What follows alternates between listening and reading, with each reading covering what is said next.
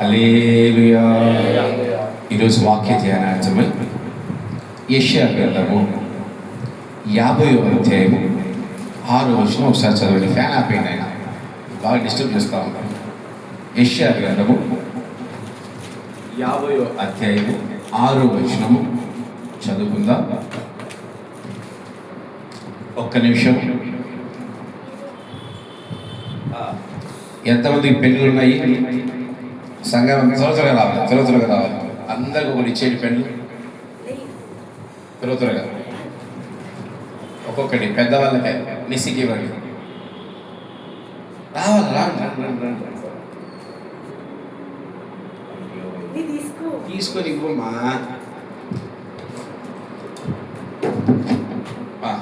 నువ్వు రారా లేచి రండిరా. హుషారు కూడా రేపు మీరు కదల్లా పోతా ఉన్నావు. సిస్టర్కి ఇచ్చారా? భారత సిస్టర్కి, నిహానికి ఒకటి ఇవ్వండి. నీకు ఇచ్చారమ్మా? ఇచ్చి రాసుకుంటాడు వాడు. ఇది పత్తికొండ గిఫ్ట్. హల్లెలూయా. నేను ఇస్తున్నా పత్తికొండకు బాగా సహకరిస్తారని పెన్నులు ఇస్తా ఉన్నా.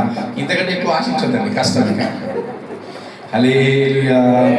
ఇప్పుడు చదవండి యెషయా గ్రంథము 50వ అధ్యాయము 6వ వచనం.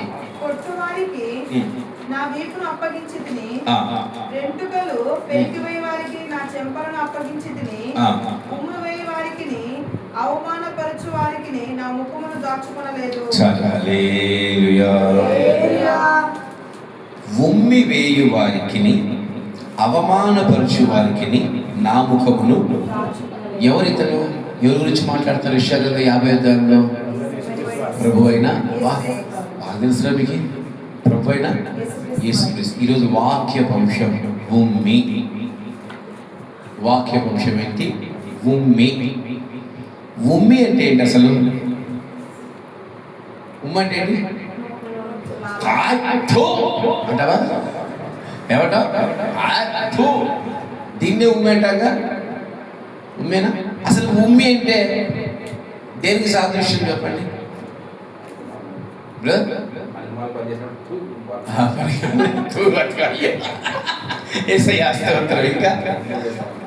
ఇంకా హీనతకు సాదృశ్యం.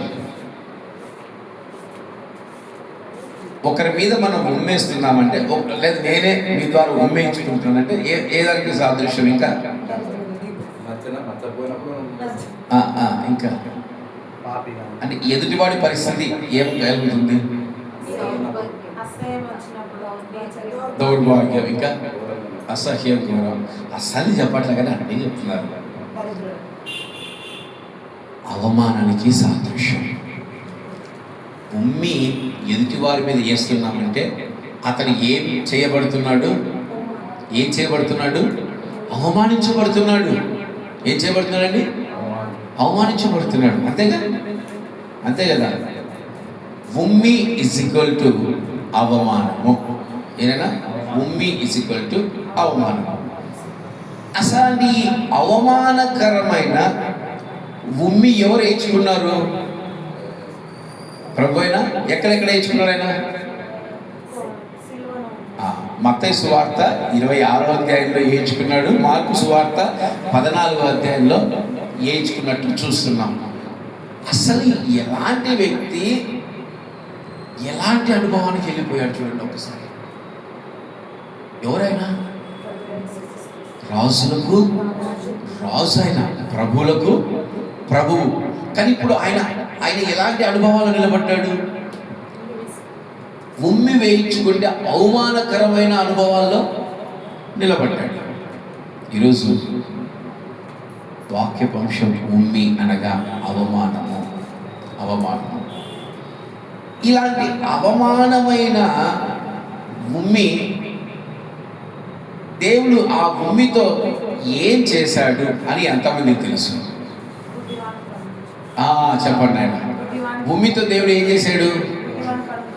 అంతేనా? ఇంకా ఎంతమంది మత్తయి, మార్కు, లూకా, యోహాను సువార్తలు ఎంతమంది చదివారు? ఎంతమంది చదివారు? చదవలేదన్నా 4 సువార్తలు కదా చదివారు. నోమా చదివారా? చదివారంటే చదివారు అంతేనా? బైబిల్లో అవమానకరమైన ఉమ్మి ఆయన స్వస్థతకి ఎలా వాడాడు ఫస్ట్ మనం ఇది తెలుసుకోవాలి. తూని బతుకు చెడ అంటాం. ఏమంటాం? తూని బతుకు చెడ. అవమానించే ఉమ్మితో దేవుడు 3 అనుభవాల్లో స్వస్థతలు చేశాడండి. ఎన్ని అనుభవాలు? 3 అనుభవాలు. ఎన్ని అనుభవాలమ్మా? 3 అనుభవాలు. అసలు ఉమ్మితో స్వస్థతలేంటి? ఉమ్మితో అవమానకరం కల్పించే ఆ ఉమ్మితో ఈ కార్యాలు క్రీస్తు ఎందుకు చేశారని ఏ రోజన్నా ఆలోచించారా? ఏ రోజన్నా కనీసము దీని గురించి అనుకున్నారా? చెప్పండి. మాకే పని మార్క్స్ వార్త ఆయన గుడ్డి వాడికి భూమి వేసి స్వస్థత పరిచయం అయిపోయింది. ఇక మనకు సంబంధమే లేదు. ఇక మరి దీని గురించి ఎవడు చెప్పాలా? ఉన్నాడుగా ఒకడు, మా మందిరంలో ఒకడు ఉన్నాడుగా. ఆయనకు ఫోన్ చేసి అన్నయ్య ఉమ్మి ఎందుకు అన్నయ్య అని అడుగుతా అయిపోతుంది. అంతే. ఇంకా నా సాగు నేను సావాలి. ఆలోచించాలి. బైబిల్లో రాయబడిన ప్రతి మాటకు ఒక అర్థం ఉంది, పరమార్థం ఉంది. ఆయన ఈ ఉమ్మితో 3 అనుభవాలు అయినాయి. ఎన్ని అనుభవాలు? 3 అనుభవాలు ఆయన బైబిల్లో చేసినట్టు చూస్తా ఉన్నాం. దీని గురించి చదువుతున్నప్పుడు నాకు ఆశ్చర్యం వేసింది. అసలు ఈ నోటి ఉమ్మితో నువ్వు ఏం చేసావు? అసలు నువ్వేమి చేసావు? ప్రకటనలో ఏముంది ఉమ్మి గురించి? నువ్వు చల్లగానే ఉండు, వెచ్చగానే ఉండు. నువ్వు నిలవెచ్చగా ఉంటే బయటపడిపోతావు. ఏం పడిపోతావు? బయటపడిపోతావు. అవమానపరచబడతావు. దాని అర్థం ఏంటి? అవమానపరచబడతావు, వెలివేయబడతావు. ఉమ్మి వేయడం అంటే అవమానం. అంత మించిన అవమానం మనకి ఏది లేదు. అలాంటి ఉమ్మితో ప్రభువైన యేసుక్రీస్తు వారు ఏం చేశారు తెలుసా? 3 సార్లు, ఒక్కసారి కాదు, 2 సార్లు కాదు, 3 సార్లు. అసలు ఈ ఉమ్మి గురించి మనకు అర్థం కావాలంటే ముందు మనం వెనక్కి పోవాలా. ఎక్కడికి పోవాలా? ఎక్కడ దాకా వెళ్దాం? ఆదికాండంలో ఉంటుందే. అందుకే అడిగింది వెనక్కి వెళ్దామంటే ఏదో ఒకటి చెప్తారు కదా అని చెప్పేసి.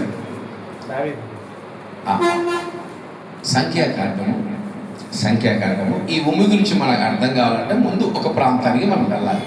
సంఖ్యాకాండము 21వ అధ్యాయము 4వ వచనం నుంచి చదవండి. 21వ అధ్యాయము 4వ వచనం నుంచి చదవండి. వారు ఏదోము దేశమును చుట్టుకోవాలని ఓరు కొండ నుండి ఎర్ర సముద్ర మార్గముగా సాగినప్పుడు మార్గ ఆయాసము చేత జనుల ప్రాణము సమస్యలను కాగా ప్రజలు దేవునికి మోషేకును విరోధంగా మాట్లాడి ఈ అరణ్యంలో చచ్చుటకు ఐగుప్తుల నుండి మీరు మమ్మల్ని ఎందుకు రప్పించుతుంది? ఇక్కడ ఆహారం లేదు, నీళ్లు లేవు, చెవిసారములు లేవు అని లేని ఈ అన్నము మాకు అసహ్యమైనదనేది. అందుకు యెహోవా ప్రజల్లోనికి తాపకరములైన సర్పములను పంపెను. అవి ప్రజలను కరువగా ఇశ్రాయేలులో అనేకులు చనిపోయి. కాబట్టి ప్రజలు మోషే యుద్ధకు వచ్చి మేము యెహోవాకును నీకును విరోధంగా మాట్లాడి పాపము చేసింది. యెహోవా మా మధ్య ఉండి ఈ సర్పములను తొలగించున్నట్లు ఆయన వేడుకొనమనిది. మోషే ప్రజల కొరకు ప్రార్థన చేయగా యెహోవా నీవు తాపకరమైన సర్పము వంటి ప్రతిమను చేయించి దీపస్తంభం మీద పెట్టము. అప్పుడు కరవబడిన ప్రతి వాడును దాని వైపు చూచి బతుకునని మోషేకు సెలవిచ్చాను. మనోడు ఆత్మను ముందుకున్నాక బాగా చదువుతున్నాడు బైబిల్. సంతోషం, ఆత్మను చదువుతున్నాడు. ఇక్కడ చూద్దాం, ఈ లోతులు చూద్దాం. 10 ఆజ్ఞల్లో మొట్టమొదటి ఆజ్ఞ ఏంటి? ఇంకా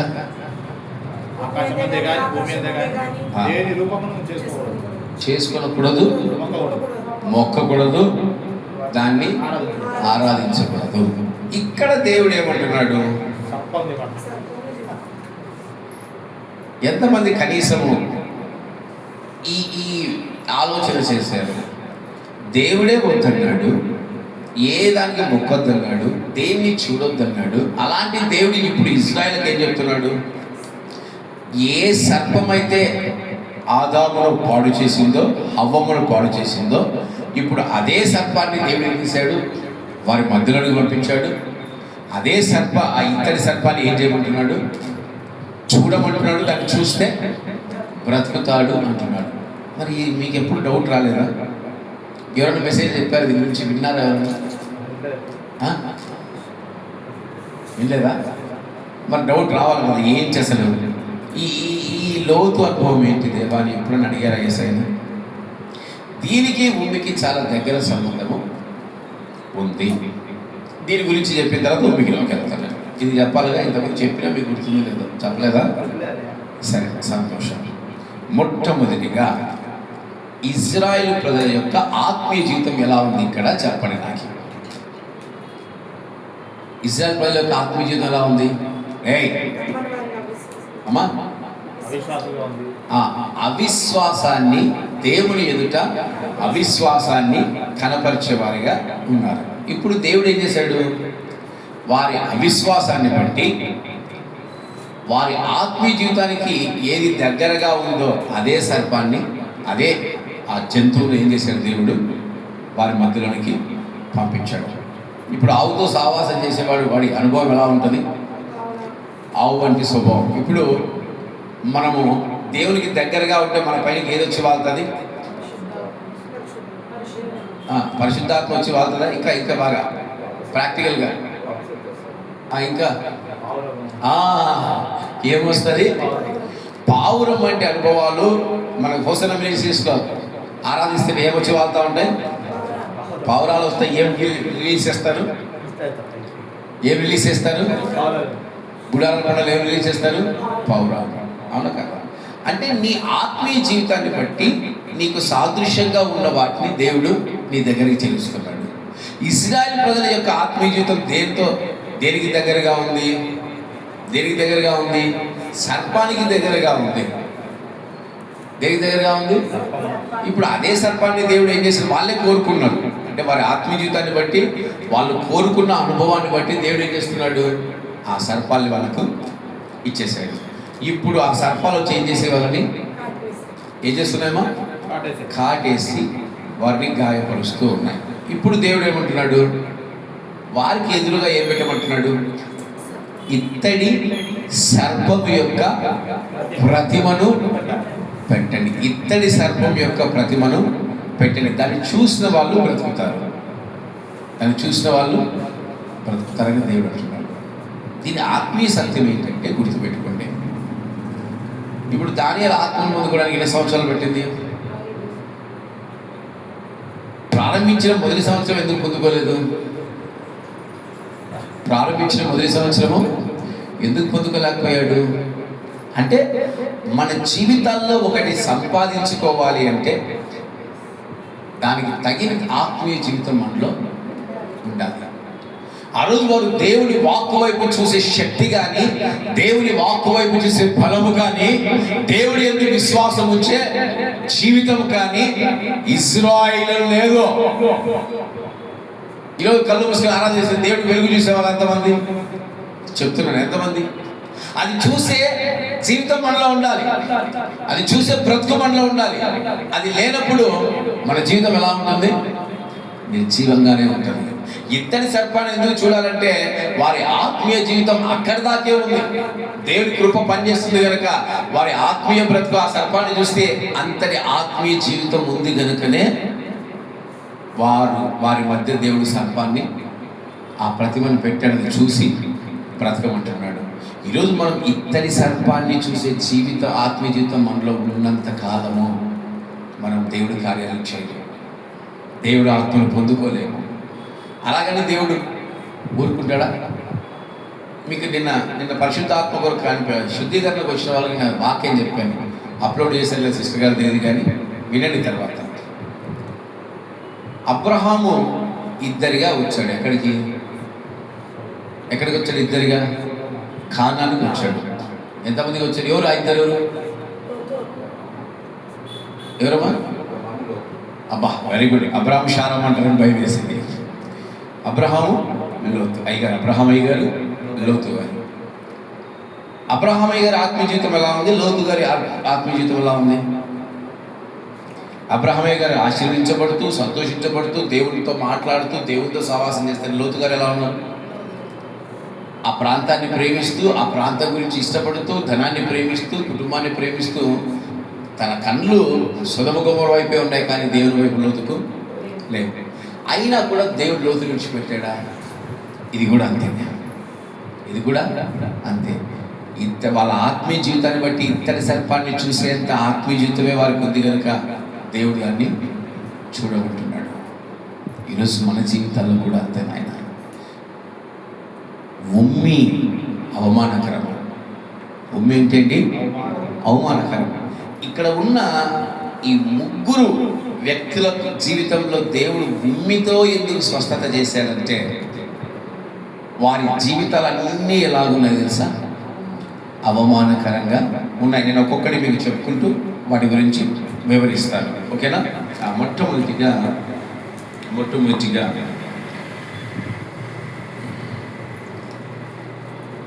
మార్కు సువార్త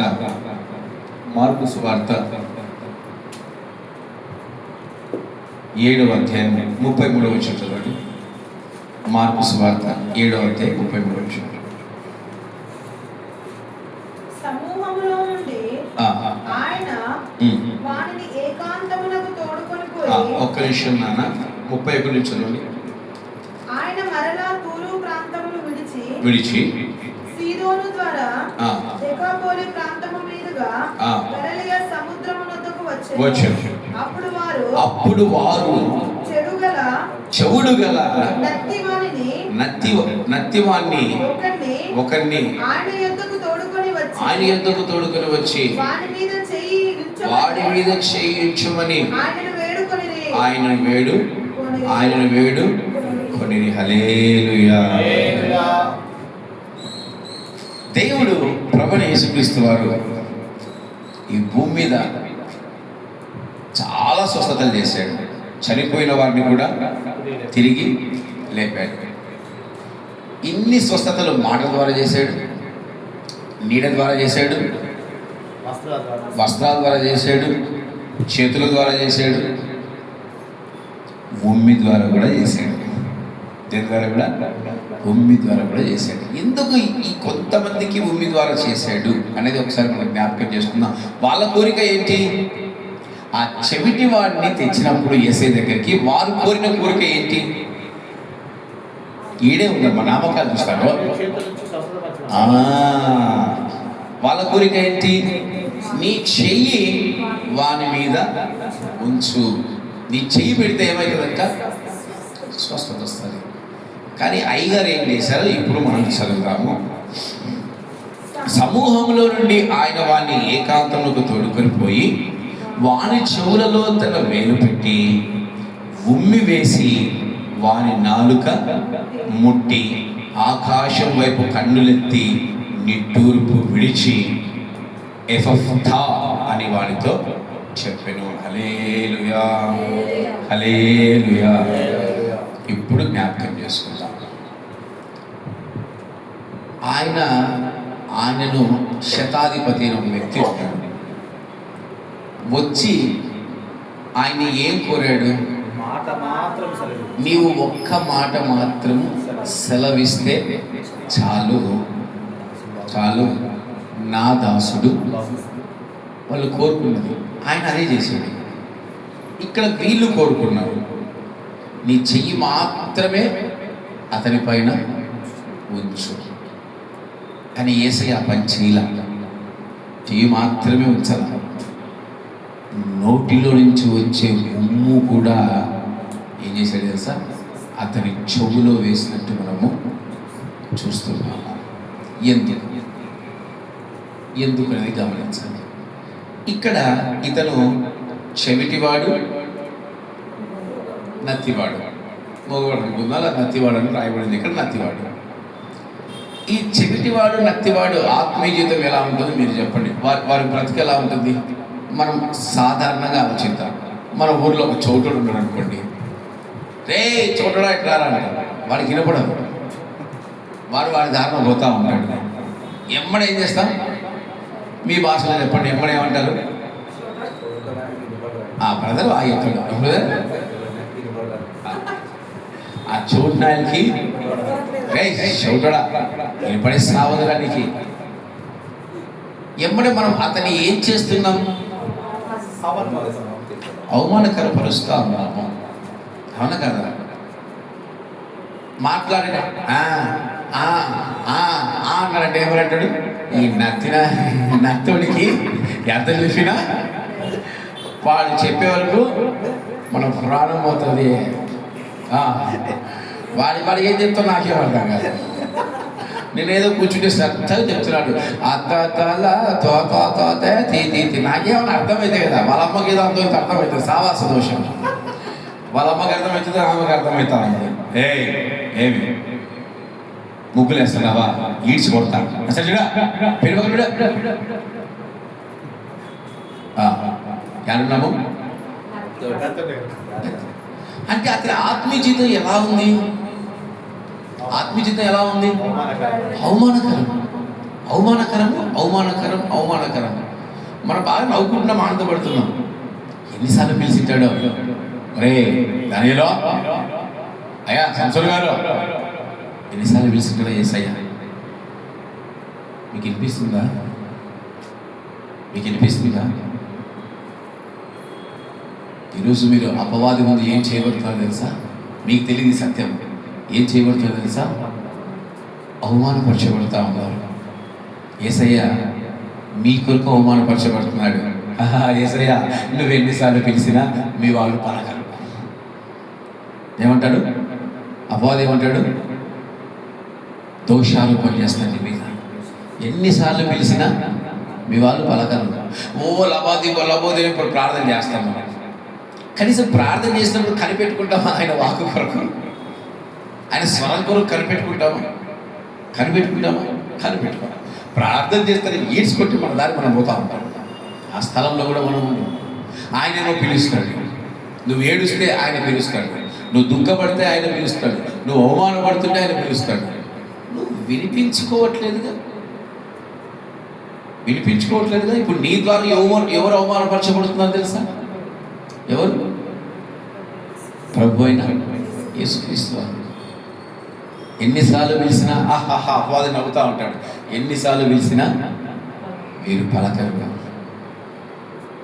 స్తుతించండి దేవుని, ప్రార్థన చేసి స్తుతించండి దేవుని. ఏది నీ నోరేది? నీ జీవితం అవమానకరం కదా. ఈరోజు నువ్వు దేవుని స్తుతించలేనివారుగా ఉంటున్నావే, నువ్వు ప్రార్థించలేనివారుగా ఉంటున్నావే, ఆయన మహిమపరచలేనివారుగా ఉంటున్నావే. అందుకే పరిశుద్ధాత్మ దేవుడు ఏమంటున్నాడు తెలుసా? రోమిల రాష్ట్ర పత్రికలో 6వ అధ్యాయం ఏమంటున్నాడు? ఉచ్చరింప శక్యం కానీ నువ్వు బలహీనంగా ఉంటే నీ కొరకు నేను సహాయం చేస్తాను. ఉచ్చరింప శక్యం కాని మూలుగులతో నా యొక్క తండ్రిని నేను స్తుతిస్తాను నీ ద్వారా. ఇక నీ జీవితం ఎందుకు అవమానకరంగా? మీరు గమనించండి. జకరియా గ్రంథంలో ఒక అద్భుతమైన సంఘటన మీకు గుర్తు రావాలి. ఇప్పటికి చెప్పండి. జకరియా గ్రంథంలో చెప్పాలి అవమానకరం గురించి. దానియేలు ఆత్మ బతుకులాగా బలపడ్డాడు. Very good. చెప్పడం కూడా దానియేలుకి. ఒక ప్రధాన యాజకుడు అండి, ప్రధాన సేవకుడు ఏం చేయబడుతున్నాడు? మలిన వస్త్రాలు ధరించుకున్నాడు. చూసుకో, మల్లమైపోయినాడు. నువ్వు ఎందుకు దగ్గర తీస్తున్నావు? వాడు నావాడు, నాకు అప్పచెప్పంటా ఉంది. దేవుడు నిన్ను గద్దించుగాక, యెహోవా నిన్ను గద్దించుగాక, పక్కకి వెళ్ళి అపవాది అంటా ఉన్నాడు. ఈరోజు నీకు తెలియదు, నీ ప్రవర్తన ద్వారా, నీ నడక ద్వారా, నీ మాట ద్వారా, నువ్వు దేవుడి స్వరాన్ని వినకపోవడం ద్వారా నీ జీవితం అవమానకరమని నీ కొరకు ఒకడు ఫిర్యాదు చేస్తున్నాడు, నేను అవమానపరుస్తున్న సంగతి కూడా నీకు తెలియదు. ఈరోజు ఈ చెవిటి వాడు ఎంతగా పరచబడుతున్నాడు తెలుసా? భూమి మీద కనీసం తెలుసా? ఎంత ఆత్మలేని ఒక సమూహంలో ఈ చోటుడికి పిలిస్తే పిలిచి సావదా? ఎంత ఆత్మలేనా పక్కన ఏమంటాం తెలుసా? వాడి బలహీనత మనం ఏం చేస్తాం? ఎత్తి చూపిస్తాం. కోపం వస్తే నేను నీ మోసలాగా ఏమరాడు, మాట్లాడలేడు, గతంలో వాడు ఏం అవుతూ ఉంటాడు. వాడికి అవమానం అని తెలిసినప్పుడు బాధపడతాడు పాపవాడు. ఈరోజు ఈ చెవిటి వాడి యొక్క జీవితం అవమానకరం, ఆ నత్తి వాడి జీవితము అవమానకరం. ఎన్ని అవమానాలు పడ్డాడో. అందుకే అవమానాన్ని అవమానంతోనే తీసివేసేవాడే మన దేవుడు. కొరింథీయుల రాసిన పత్రిక 1వ అధ్యాయంలో చక్కని మాటలు ఉంటాయి. 26వ వచనం చెప్పండి. అవి ఇది ప్రతి ఒక్కరికి తెలియాలి. నేను ఒప్పుకోను. అబ్బా, వెరీ గుడ్, వెరీ గుడ్. అవమానపరచబడిన వాడిని దేవుడు ఎన్నుకుంటానంటున్నాడు. ఎలాంటి వాడిని పిలుస్తానంట? ఎలాంటి వాడిని ఎన్నుకుంటానంట? దరిద్రులను, దౌర్భాగ్యులను, నీచులను, నికృష్టులను, చండాలను అనగా వీళ్ళ ఆత్మీయ జీవితం ఎలా ఉంటుంది? అవమానపరచబడిన జీవితం. ఈరోజు ప్రతి ఒక్క సేవకుడు యేసన్న గారిని తీసుకోండి, పౌలు గారిని తీసుకోండి. యేసన్న గారి పైనుంచి దిగి వచ్చాడా? చెప్పండి. శాపగ్రస్తుడు, రక్తం కక్కుకొని రోడ్లు వెంబడి తిరిగేవాడు. అలాంటి వ్యక్తిని, అవమానపరచబడిన వ్యక్తిని దేవుడు ఎలా మార్చాడు?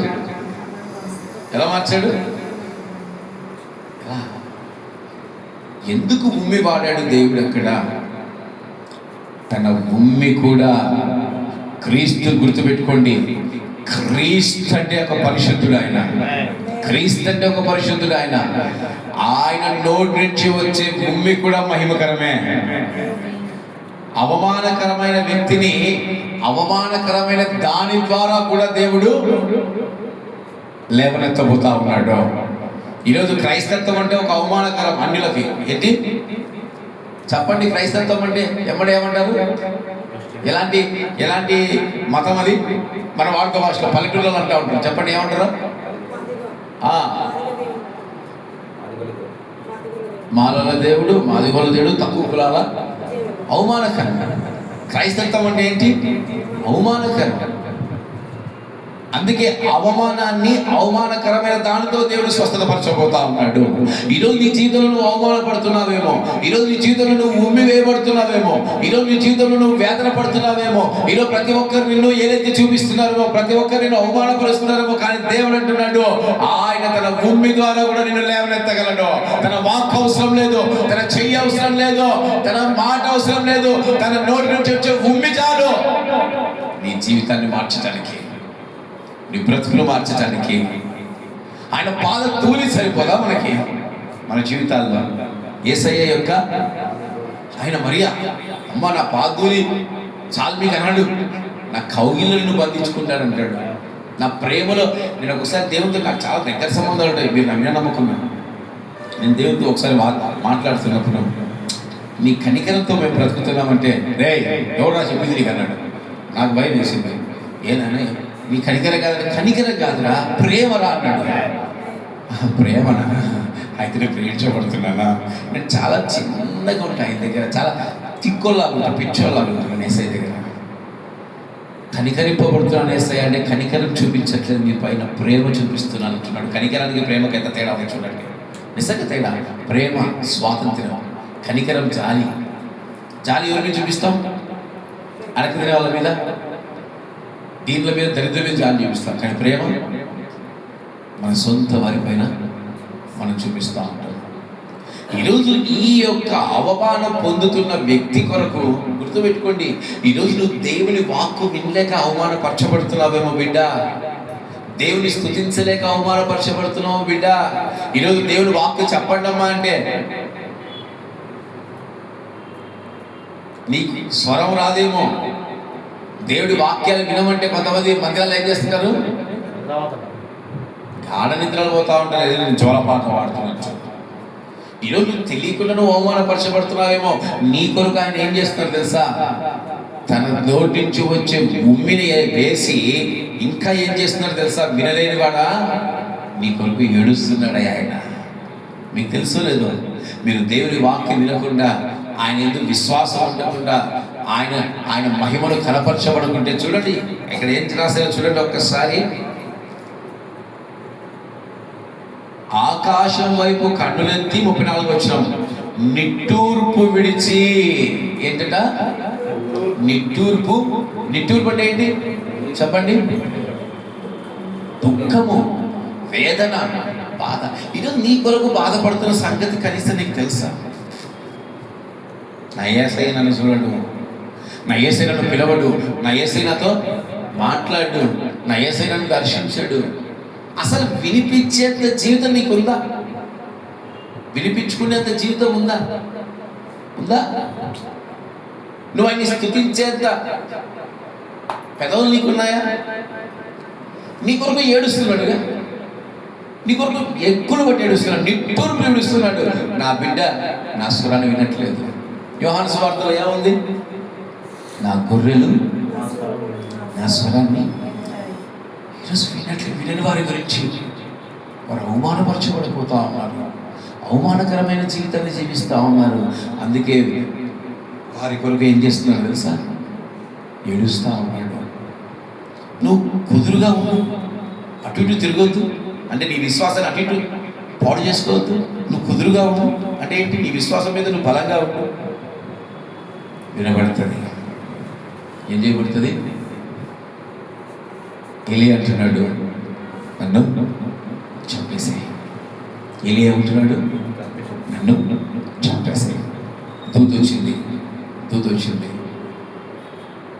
తిని లేచి నడువు అన్నాడు. నడిచిన తర్వాత మీరు చదవండి కావాలని, ఇంటికి వెళ్ళి నడిచిన తర్వాత ఎలీషాని అభిషేకించడానికి వెళ్తున్నప్పుడు ఒక మెల్లని స్వరము ఏలియాతో మాట్లాడటం మొదలుపెట్టాడు. ఏలియా విశ్వాసంగా ఉన్నాడు అక్కడ. అందుకు దేవుడి స్వరాన్ని వినిపించుకుంటే అనుభవాలు ఏలియాకు లేవు. దూత ఇచ్చింది, ఆత్మీయ ఆహారాన్ని ఇచ్చాడు. దూత వచ్చి రొట్టె తినువా. ఈరోజు మనం రొట్టె తింటాగా. పరిశుద్ధతనిచ్చాడు, విశ్వాసాన్ని స్థిరపరిచాడు, నడవమన్నాడు. అనగా దేవుడి కొరకు ప్రయాస పడినప్పుడు ఏం చేయగలిగాడు ఏలియా?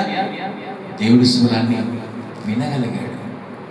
ఈరోజు నువ్వు దేవుడి స్వరాన్ని వినవు, దేవుని స్తుతించవు, దేవుని ఘనపరచవు.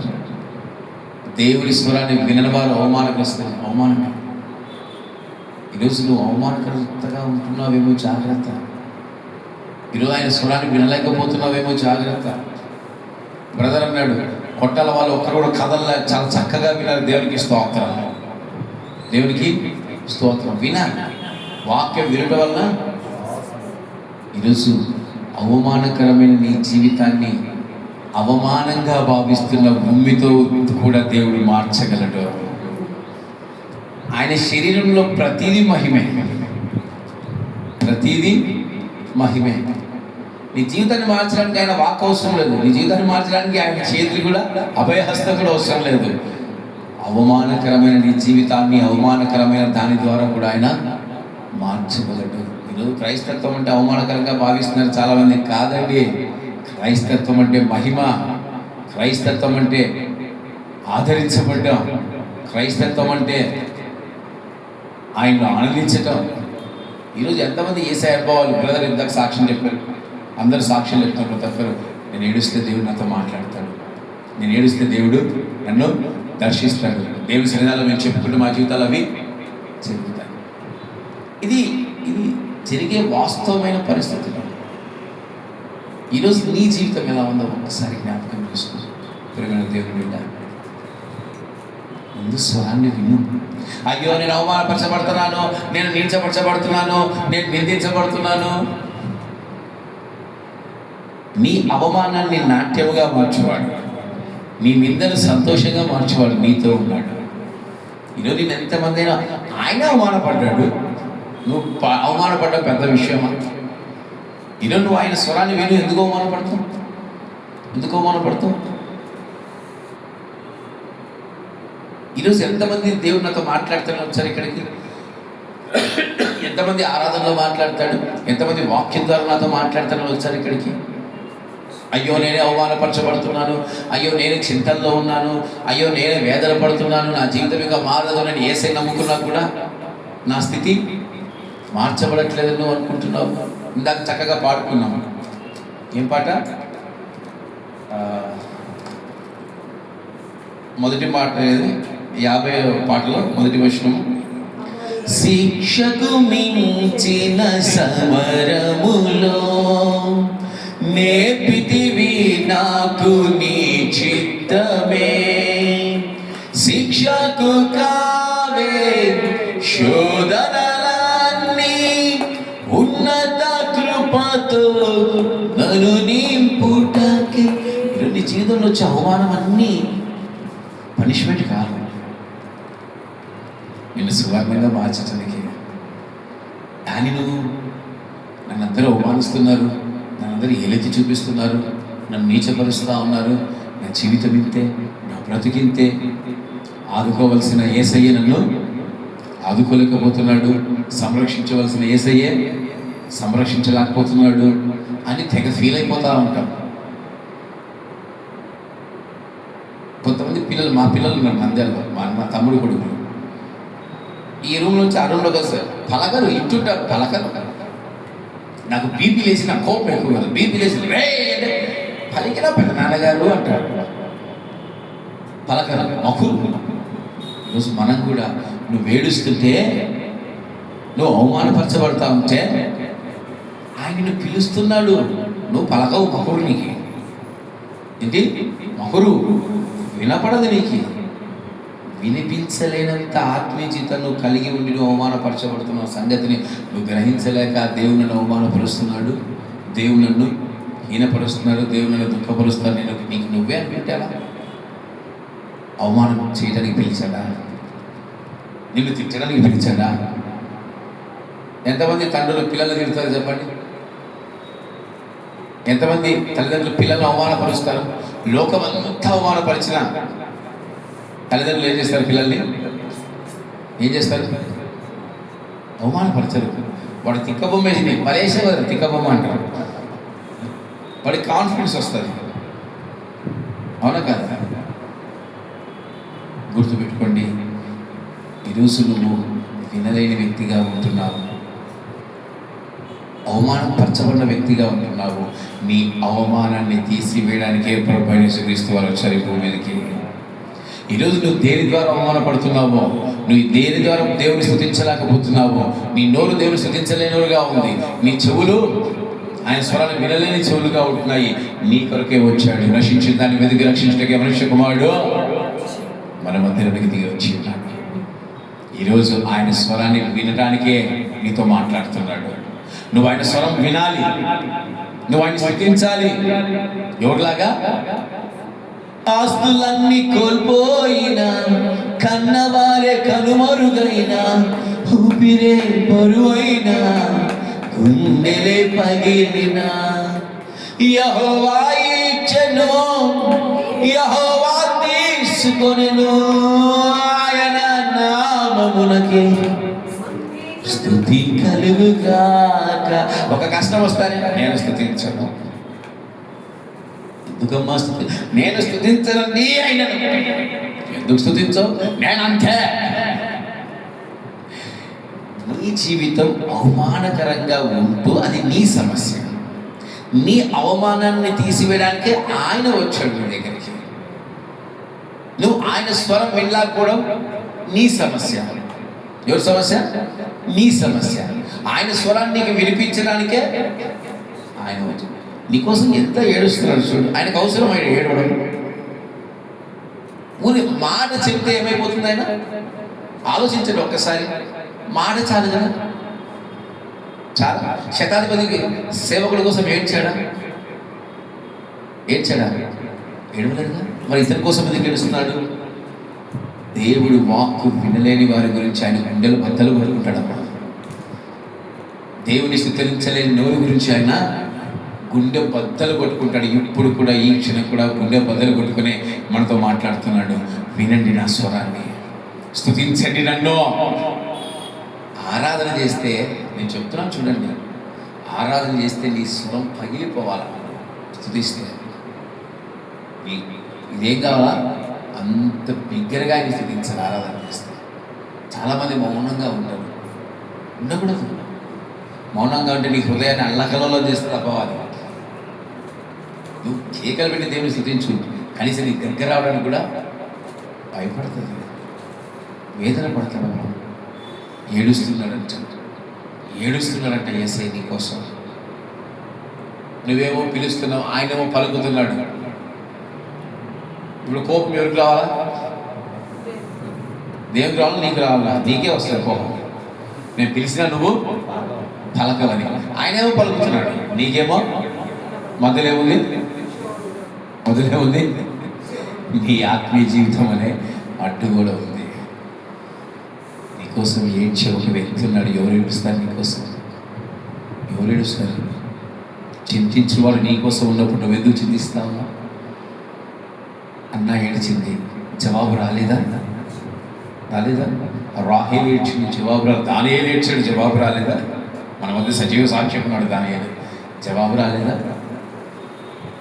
నేను ఇంతమంది సేవకులు, ఎంతమంది, నేను కాకుండా 7 మంది సేవకులు ఉన్నారు నా చేతి కింద. అందరూ ఆత్మలు పొందుకున్న అనుభవాలు ఉన్నాయి, కానీ వీడు పొందుకున్నప్పుడు ఉన్న ఆనందం నాకు ఏ రోజు ఎవరిలో కలగలేదు. నిజంగా చెప్తున్నా, వాస్తవంగా. ఎందుకో తెలియదు మరి. వాడు పొందుకున్న చివరి వాడు చాలా సంవత్సరాల తర్వాత పొందుకున్నాడో తెలియదు, కానీ వీడికంటే ముందు రూబెన్ బ్రదర్ పొందుకున్నాడు. నాకు ఆనందపడ్డాను, కానీ వీడు పొందుకున్నంత ఆనందం నాకు రాలేదు. చివరి వాడని, నిరీక్షణ కలిగిన వాడని, అవమానపరచబడ్డాడని, నిందపరచబడ్డాడని దేవుడు వాడి స్వరాన్ని తెరిచాడు. ఈరోజు జ్ఞాపకం చేసుకోండి, నీకోసం ఏడుస్తున్నాడు, నీకోసము ఏడుస్తున్నాడు. అయినా కూడా నువ్వేమంటున్నావు తెలుసా? నా దేవుడు నన్ను పట్టించుకోవట్లేదు, నా దేవుడు ప్రార్థన చేస్తే నాకు జవాబు ఇవ్వట్లేదని. నేను ఇచ్చేసే నా బిడ్డను అడిగిన దానికి నేను ఇచ్చేసే అంటాడు ఆయన. కానీ అది స్వీకరించబడలేని స్థితిలో నువ్వు ఉన్నావు. అవమానాల గుండా వెళ్తున్న వారిని ఎప్పుడు దేవుడు విడిచిపెట్టాడు. అవమానానికి అవమానకరమైన భూమితోనే సమాధానం చెప్పగలను ఆయన. ఆలోచించండి. ఈరోజు నువ్వు వినే వ్యక్తిగా ఉండు దయచేసి. ఎవరి మాట వినాలైనా? అయ్యగారు ఎవరి మాట వినాలా? ఎవరి మాట వినాలరా? ఈ మాట వినా నా సంతోషం. యారు అల్లుదిగో పరలోకం కాడిపోయి ఆడ వాయిస్తాడు ప్యాడ్. ఏసై సన్నిధానంలో ప్యాడ్ వాయిస్తున్నాడు. ఏసయ్యా నేను వాయిస్తున్నా, నువ్వు అని. ఇన్నురా, దేవుడి స్వరాన్ని ఇన్నురా. యాదో లోకలికి పోతాడు. అందుకే నేను అందరికి తెలిసేది వాక్యం చెప్పే పెట్టున్నా తెలుసా? శ్రద్ధగా వినాల. అది నీ జీవితానికి చాలా ముఖ్యం. కనుక ఈరోజు నుంచి దేవుడి స్వరాన్ని వినండి. ఎంతమంది మందిరంలో కూర్చున్నా, ఇంట్లో కూర్చుని ఒక్కసారైనా నాతో మాట్లాడుమయ్యా, నన్ను దర్శించుమయ్యా, నీ సన్నిధాన నీ మందిరాన నీవాతో నన్ను నింపుమయ్యా, నాతో మాట్లాడుమయ్యా యేసయ్యా. ఎంతమంది వెళ్తున్నారు ముందొచ్చి నాతో మాట్లాడి నేను ఈ స్వరాన్ని వినాలని. సమయం అయిపోతుంది కనుక ఇంట్లో ఇంకోదానిలో వెళ్ళిపోతాం. ఈరోజు 7 లేవులేండి, 3 ఆనందపడండి. 7 లేవు కాబట్టి 3. కనుక మొట్టమొదటిగా ఈ చెవిటివాడి చెవులో ఉమ్మెందుకు వేశాడు దేవుడు? అవమానకరమైన జీవితాన్ని కలిగిన వ్యక్తికి దేవుడు ఏం చేస్తున్నాడు? అవమానకరమైన దానితోనే స్వస్థతను ఇస్తున్నాడు. ఈరోజు దేవుడి నోట్లో నుంచి అంతేగా అంటారు కదా, మనుషుల జ్ఞానం వెర్రిది, మనుషుల జ్ఞానము వెర్రిది, దేవుడి వెర్రితనము మనిషికి ఉన్నతమైన జ్ఞానం అంటారు. అంటే ఏంటి? దేవుడిలో నుంచి వచ్చే ఆ భూమి కూడా మనకు మహిమకరమే. ఆ భూమి కూడా మనకు మహిమకరమే. ఆలోచించండి. అంటే పోయి ఎవడు తూతూ అనేది మళ్ళీ మీరు ఎవడు మీద తూతూ అనొద్దండి. అక్కడ వారి అనుభవాల్ని బట్టి దేవుడు ఈ కార్యాన్ని చేశాడు. ఇప్పుడు చెప్పండి, ఎంతమంది వింటారు ఈ రోజు నుంచి? ఎంతమంది వింటారా? ఏం వింటారు? దేవుడి స్వరాన్ని వింటారా? వినాలా? మీరు వేకుజాన ప్రార్థన చేస్తే దేవుడు మీతో మాట్లాడాలా? ఎంతమంది దేవుడిని స్తుతిస్తారు ఈ రోజు నుంచి? ఆరాధన చేస్తారా? స్తుతిస్తారా? స్తుతించండి. ఉమ్మి చాలు మన బ్రతుకు మార్చబడడానికి. రెండవదిగా చూద్దాం. మార్కు సువార్త 8వ అధ్యాయం 22వ వచనం చదువుకుందాం. సమయం లేదు కాక నేను తొందరగా ముగిస్తాను, బల్ల ఉంది కనుక చదవాలి. వారు బెత్సయిదాకు వచ్చి బెత్సైదాకు వచ్చి అప్పుడు అక్కడి వారు ఆయన యొద్దకు ఒక గుడ్డివాడిని తోడుకొని వచ్చి వాని ముట్టవల్లని. ఇప్పుడు రెండోది కూడా ఏంది? గుడ్డివాడి దగ్గరికి, గుడ్డివాడిని దేవుని దగ్గరికి తీసుకొచ్చి ఏమడుగుతున్నారు? వాట్ దే ఆర్ ఆస్కింగ్, నన్ను అతన్ని నువ్వు ముట్టితే చాలు. ఏం చేయాలంట? ముడితే చాలు. మళ్ళీ చూద్దాం, కింద చూద్దాం ఇంకా ఏమైంది. వేసే ఏం చేశాడు? ఆయన గుడ్డివాడిని చెయ్యి పట్టుకొని ఊరి వెలుపలకు తొడుగుని పోయి, ఈ మాట మన క్రైస్తవులు చెయ్యమంటే చెయ్యరు, సేవకులు అస్సలు చెయ్యరు. ఈ గుడ్డివాడిని స్వస్థత తర్వాత చెప్తారు, స్వస్థత పరిచయం అనుకున్నాము. ఎక్కడికి వెళ్ళి తీసుకెళ్ళాడు? జనాంగం అందరి ముందు చేశాడా? లేదు. ఊరి వెలుపల తీసుకుపోయి ఏకాంతంగా స్వస్థతపరిచి ఏమంటాడు?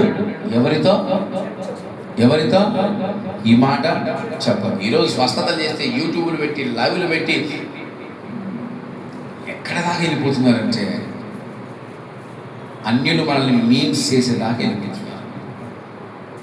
నువ్వు స్వస్థత చేస్తే నీ సంఘం వరకు చేసుకుని ఎవరు వద్దన్నారు?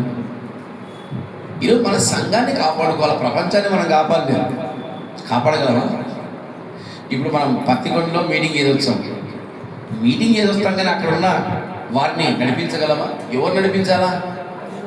అక్కడున్న కాపరేగా నడిపించాలి సార్. మనం పత్తికొండ ప్రాంతాన్ని మనం మార్చగలమా? మార్చలేము. దేవుని వాక్ అందించి రాగలం.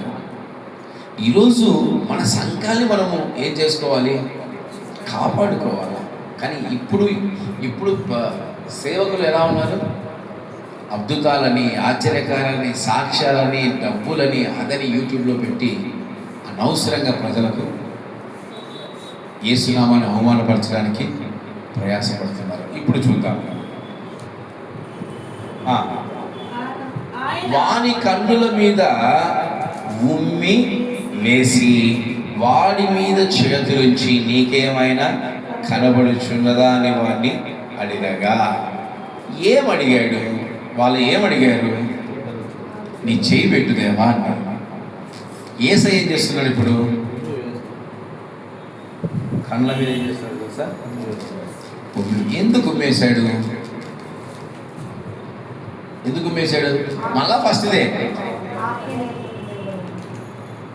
మొట్టమొదటిగా గుడ్డివాడు, మామూలుగా మాట్లాడతారు, అది ఆత్మీయులు కదా. మొట్టమొదటిగా గుడ్డివాడికి కలిగే బంపర్ ఆఫర్లు ఏంది? మళ్ళీ అవమానాలు. నువ్వు ఎంత ఆత్మీయుడైనా, ఎంత సేవకుడైనా కానీ గుడ్డోడిని తీసుకొచ్చి సవాసం చేశారనుకో, కోపంలో ఏమంటాడు తెలుసా? ఈ గుడ్డోడిని ఎందుకు వదిలిపెట్టారు? అని కనపడిస్తావు ఎవరో పడుకోండి పోండి. నువ్వు యేసయ్య బిడ్డగా మనం అనకూడదు. కానీ గుడ్డివాడి జీవితంలో ఎప్పుడు ఏం కలుగుతుందమ్మా? అవమానాలే, నిందలే. ఈరోజు ఎంతమంది ఆత్మీయ గుడితనాన్ని తెలుసుకున్నారు నాయనలాగా? ఎంతమంది ఆత్మీయ గుడితనాన్ని కనపరుచుకుంటున్నారు? ఎంతమంది క్రీస్తు వెలుగును చూడలేకపోతున్నారు? ఎంతమంది క్రీస్తుని చూడలేకపోతున్నారు?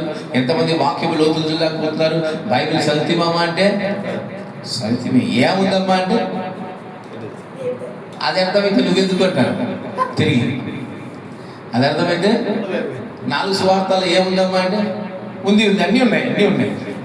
అన్నీ ఉన్నాయి. అంతే. నన్ను నోరు అతను అయిపోయింది, సచ్చిపోయి. మనకు బైబిల్ చదువుతుంటే కనిపించాలి, గుడితనం ఉండకూడదు. దాని లోతులు మనకు కనిపించాలి. ఈరోజు దేవుని వెలుగును చూసే ఆ ఆత్మీయ నేత్రాలు మనకు తెరవబడాలి. మనకు కనిపిస్తుందని పేరుకు మాత్రమే. యా రోజున క్రీస్తు వెలుగును చూసారా? యా రోజున క్రీస్తుని చూసారా? ఏ రోజున క్రీస్తు ముఖ తేజస్సును చూసారా? ఏ రోజున ఆయన అభయహస్తాన్ని చూసారా?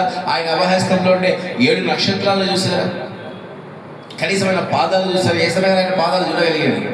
అందుకే ఆయన ఆత్మీయ నేత్రం తెరవబడింది, తన గుడితనం పోయింది. ఈరోజు మనం ఎలా ఉన్నాం? అవమానపరచబడుతూనే ఉన్నాగా. క్రీస్తు వచ్చి నువ్వు ఏడుస్తూ ఉంటే, నువ్వు రోధిస్తూ ఉంటావు ఇంట్లో కూర్చొని, అయ్యో నా బిడ్డకి ఇదైపోయింది ఏసయ్య, లేదు నా ఆత్మజీవితం ఇదైపోయింది ఏసయ్య, నా బ్రతికి ఇదైపోయింది ఏసయ్య అని ఏడుస్తూ ఉంటే పాపం ఆయన పరిగెత్తుకుంటే పరలోకం నుంచి దిగి వస్తాడు, నీకు ఎదురుగా నిలబడతాడు. నువ్వేమంటావు తెలుసా? నువ్వు రావా ఏసయ్య, నన్ను చూడవా ఏసయ్య, నన్ను పలకరియవా ఏసయ్య.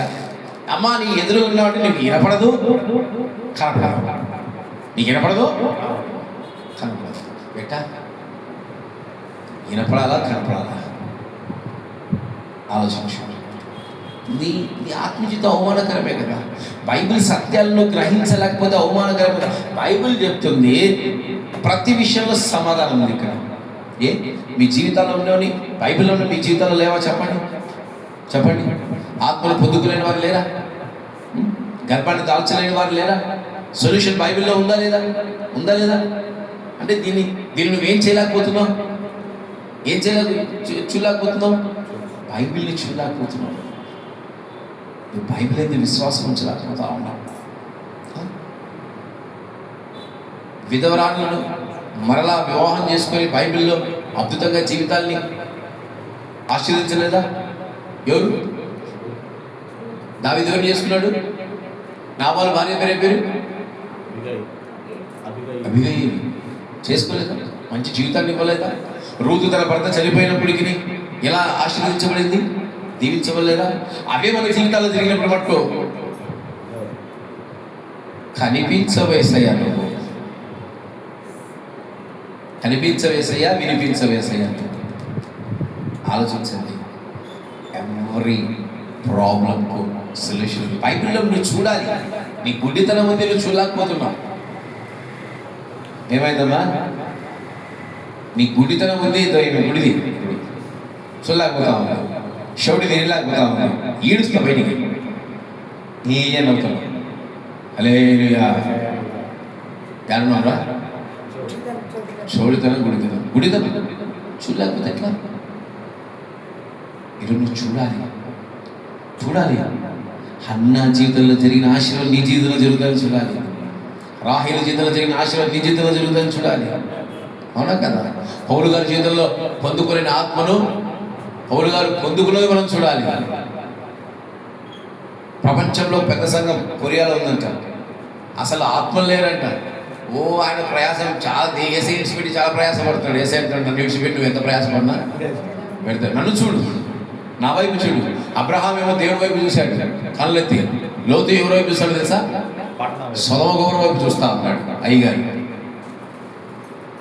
అందుకే ఆయన గుడ్డివాడు అయిపోయాడు, శాపగ్రస్తుడు అయిపోయాడు. ఈరోజు చూడగలగాలి కదా. ఈరోజు చూసే వ్యక్తిగా నీవు ఉండాలి కదా. ఎందుకు చూడలేకపోతున్నావు? అందుకే అవమానకరమైన నీ జీవితాన్ని అవమానకరమైన ఉమ్మితో బాగు చేయబోతున్నాడు. తన ఉమ్మి చాలు నీ జీవితాన్ని బాగు చేయడానికి. తన ఉమ్మి చాలు. ఆయన మాట అవసరం లేదు, ఆయన చెయ్యి కూడా నీకు అవసరం లేదు. ఇక్కడ ఇంకో గొప్ప విషయం ఏంటంటే ఆయన ఉమ్మి వేసి మొదటిసారి ప్రార్థించాడంట. మొదటిసారి ప్రార్థిస్తే ఏమన్నా కనపడుతుందంటే మనుషులు చెట్ల వల్ల కనిపిస్తున్నారు అయ్యా అంటాడంట. ఎంతటి గుడితనం తెలుసా? ఎంతటి అవిశ్వాసము తెలుసా? దేవుడు వచ్చి నేను ఏసైనా కూడా నువ్వు ఏసైవు కదా, నిన్ను నువ్వే నిరూపించుకో. ఒక సిస్టర్ గారు సాక్ష్యం చెప్పారు. బాగా ఏంచి ప్రార్థన చేసుకుంటే దర్శనంలో ఒక దూత వచ్చి ఆమెకు పరిచయం చేస్తా అలా కాదు ఇలా కాదు మాట్లాడుతుంటే నువ్వు దయ్యానిగా దేవుని బిడ్డవా అంటుందంట ఆమె దర్శనంలో. ఏసయ్య సాక్షాత్ వచ్చినా నువ్వు ఎవరు అంటాం మనం. మళ్ళీ ఆయనకి బబ్బరాప ఇస్తాం. నిన్ను నువ్వు నిరూపించుకో. ఎవరిని అంటున్నావు? ఏసయ్య అంటున్నావు, నిన్ను నువ్వు నిరూపించుకో. ఎంత అవిశ్వాసం తెలుసా? ఇది చదవండి కావాలంటే చూడండి. వాడు కనులెత్తి మనుషులు నాకు కనబడుచున్నారు, వారు చెట్ల వలె నుండి నడుచున్నట్లుగా నాకు కనబడుచున్నారు. నన్ను ఏసయ్య ఉమ్మేశాడు, ఏసయ్య చెయ్యి పెట్టాడు. అయినా కూడా స్వస్థత పూర్తిగా రావట్లేదు. ఈ కాలంలో చాలామంది నిర్వహించిన జీవితం ఇదే. ప్రభు బాధపడేది, నా చెయ్యి పెడుతున్నా, నా ఉమ్మి వేసా, నీ అవమానకరమైన జీవితానికి నా ఉమ్మి వేసా, నా చెయ్యి పెట్టి నీ కొరకు ప్రార్థిస్తున్నా కూడా నువ్వు నన్ను నమ్మలేకపోతున్నావు, నువ్వు నన్ను పూర్తిగా చూడలేకపోతున్నావు. ఎట్టా? ఏసయ్య సాక్షాత్ వచ్చినా కూడా నువ్వు చూడలేని అనుకోవాలి. మళ్ళీ ఏం చేస్తాడు తెలుసా? మరలా చెయ్యి పెట్టి ఏం చేస్తాడు తెలుసా?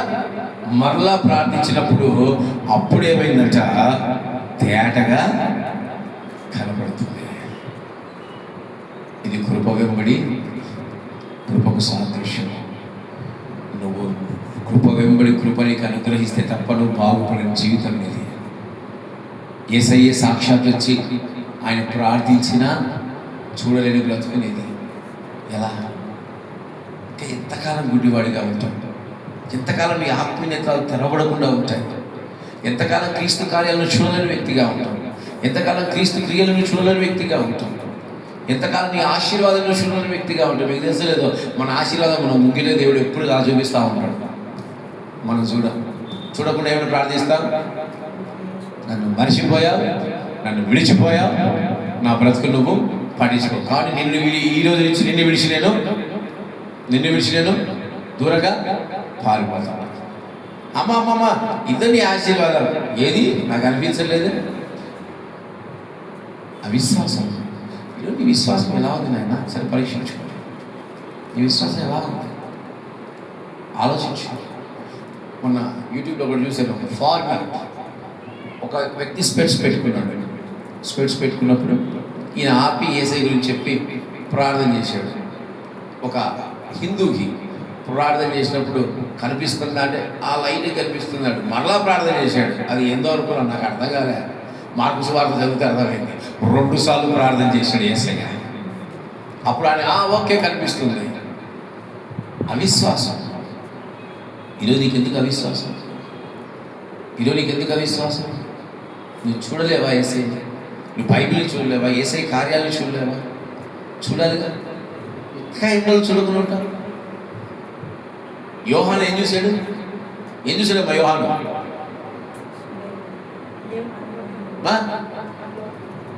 చప్పట్లు కొట్టండి. యోహాను ఏం చూశాడు? యోహాను భక్తులు చూసినప్పుడు మనం చూడలేమా? మనం పరలోకానికి వెళ్తామా లేవా? మరి ఎందుకు చూడలేకపోతున్నాం? మనం దేని చూస్తాం రోజు? నేనేమో బండి చూస్తా ఉన్నా, సిరిగి పెట్టి ఇట్టి తిప్పుతా ఉన్నా, రోజు నా డొక్కుబడిని చూస్తా ఉన్నా. బ్రదర్ ఏం చూస్తున్నాడు? వంకాయలు, బంగాళదుంపలు, ఆలు చూస్తున్నాడు. దాన్ని ఏం చూస్తున్నాడు? అదే సిస్టర్ని చూస్తూ ఉన్నాడు, కంప్యూటర్ని చూస్తూ ఉన్నాడు. సిస్టర్ గారు ఏం చూస్తూ ఉన్నారు? ఆడిట్ ఫైల్స్ అని, ఆ ఫైల్స్ అని, ఈ ఫైల్స్ అని ఆమె చూస్తూ ఉన్నారు. యేసయ్యని ఎప్పుడు చూసేది? యేసయ్య కార్యాలను ఎప్పుడు చూసేది? ఆలోచించండి. మనం చూడాలి. ఎలీషా దగ్గర ఒక శిష్యుడు ఉన్నాడు. లబోది పోగొట్టుకుంటాడు, చచ్చిపోయినామని ప్రార్థన చేసి ఎలీషా ఇతని ఆత్మీయ నేత్రాలు ఇప్పుడు చూస్తాడు, దేవదూతలను చూస్తున్నాడు. అతను ఆరాధిస్తున్నప్పుడు నీ చుట్టూ ఉన్న, నేను అదే చెప్తున్నా, మనది చిన్న సంఘమైన మనకుతో సహకరించడానికి దేవదూతలు అందరూ మన చుట్టూ ఉంటారు. మనతో పాటు వాళ్ళు స్తుతిస్తారు, ఆరాధిస్తారు. మనం చూడగలుగుతున్నావా అంటే మీకు తెలుస్తుంది. ఒక్కసారి యేసయ్య ఇక్కడ సంచరిస్తుంటే నాకు స్పర్శ తెలుస్తూ ఉంటుంది. ఆయన మన ఎదుట ఉండి ఏడుస్తూ ఉంటే స్పర్శ తెలుస్తూ ఉంటుంది. మన ఆత్మీయ జీవితాన్ని బట్టి ఆయన దుఃఖపడుతూ ఉంటే ఆ స్పర్శ నాకు తగులుతూ ఉంటుంది. చూడగలగలిగినా ఎంతకాలం చూడకుండా ఉంటాం? ఒక్కసారి కాదు నీకోసం. వాళ్ళ వెరైటీ జీవితాలు తెలుసా అవి. చిన్న ఉదాహరణ, ఒక వ్యక్తి బాగా దిగులు పడిపోయాడు అనుకోండి. ఆ వ్యక్తి దగ్గర కూర్చొని నేను బాగా ప్రేమగా, నాయన ఏం కాదు దేవుడు ఉన్నాడు, అప్పటికి ఓకే. మళ్ళీ మరుసటి రోజు యదా రాజా కదా ప్రజ, మళ్ళీ ఏమైంది రాత్రి చెప్పినంటే మళ్ళీ ఉదయం నాకు అదే అనుభవం కలిగింది, నా జీవితం పోయింది. ఏంటంటే చెప్పండి. విశ్వాసము భూమిని ఆపేస్తుంది. విశ్వాసం నిన్ను క్రీస్తు సింహాసనానికి చేరుస్తుంది. విశ్వాసము చనిపోయిన వ్యక్తిని కూడా లేపుతుంది. విశ్వాసమును సముద్రంలో పడినా మునగకుండా నిన్ను చేస్తుంది. గుడ్డివాడికి 2 సార్లు కృపను చూపించిన దేవుడు ఆయన. ఈరోజు మనకు కూడా, మన గుడితనం పోవడానికి ఎన్నిసార్లు? కృప వెంబడి కృపను పొందుచు, కృపలో జయ గీతమే పాడుచు. నీ కొరకు ఆయన 2 సార్లు ప్రార్థన చేస్తున్నాడు. నీ కొరకు తెలుసా? నీ కొరకు 2 సార్లు చేస్తున్నాడు. నా బిడ్డలో ఉండే అవిశ్వాసాన్ని తీసివేయి, గుడితనాన్ని తీసివేయి తండ్రి అని నీ కొరకు మొరపెడుతున్నా. నువ్వు యేసయ్య చూడలేకపోతే ఎట్లా, దీన్ని చూడలేకపోతే ఎట్లా, దీన్ని విశ్వసించలేకపోతే ఎలా, దీనిలో లోతులు తెలుసుకోలేకపోతే ఎలా, ఒకసారి ఆలోచించు. ఒక క్రైస్తవుడా, ఒక క్రైస్తవురాలా జ్ఞాపకం చేసుకో. నువ్వు అవమానపరచబడుతున్నావని, నువ్వు వేదనపరచబడుతున్నావని, నువ్వు ఉమ్మి వేయబడుతున్నావని తన ఉమ్మితో నీ జీవితాన్ని మార్చబోతున్నాడు. తన అవమానంతో నీకు స్వస్థతను కలిగి చేయబోతున్నాడు. అలాంటి గొప్ప దేవుడు మన ప్రభువైన యేసుక్రీస్తు. కనుక మన విశ్వాసాన్ని ఏం చేసుకోవాలి, ఏం చేయాలి? పెంచుకోవాలి. యేసయ్య ఎన్నిసార్లు నిన్ను బలపరుస్తాడు, యేసయ్య ఎన్నిసార్లు నిన్ను లేవనెత్తాడు గుర్తుంచుకోండి. నేను ఒకటి చెప్పి ముగిస్తాను. మూడవదిగా, ఇది చాలా ప్రాముఖ్యమైనది. మూడవది యోహాను సువార్త కదా ఇది. యోహాను సువార్తలోకి వెళ్ళండి, 9వ అధ్యాయంలోకి వెళ్ళండి. మూడవది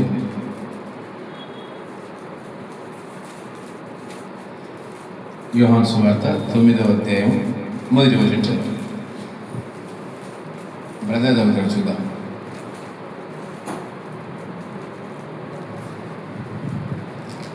ఆయన మార్గమున పోచుండగా గుడ్డివాడైన ఒక మనుషుడు కనబడెను. ఆయన శిష్యువులు, బోధకుడా, వీడు గుడ్డివాడై పుట్టుటకును ఎవడు పాపం చేసెను? వీడు వీని కనులారా వీని కన్నవారా వీడిని కన్నవారా అని ఆయన అడగగా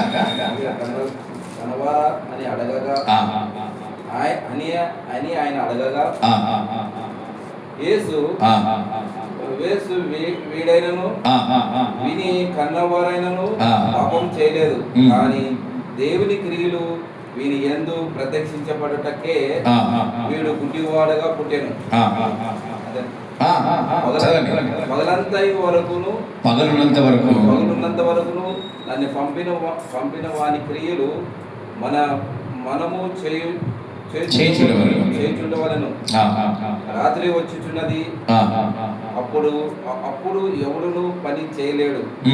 నేను ఈ లోకంలో ఉన్నప్పుడు లోకమును వెలుగైన చెప్పాను. ఆయన ఇట్లు చెప్పి నేల మీద ఉమ్ము వేసి ఉమ్ముతో బురద చేసి వాళ్ళ కన్నుల మీద ఆ బురద పూసి నీవును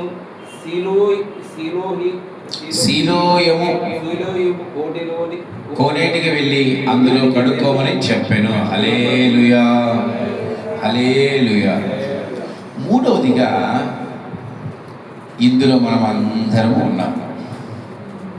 మొట్టమొదటి గుర్తుపెట్టుకోండి, మొట్టమొదటిది ఏంటి? చెవిటితనము, నత్తితనము.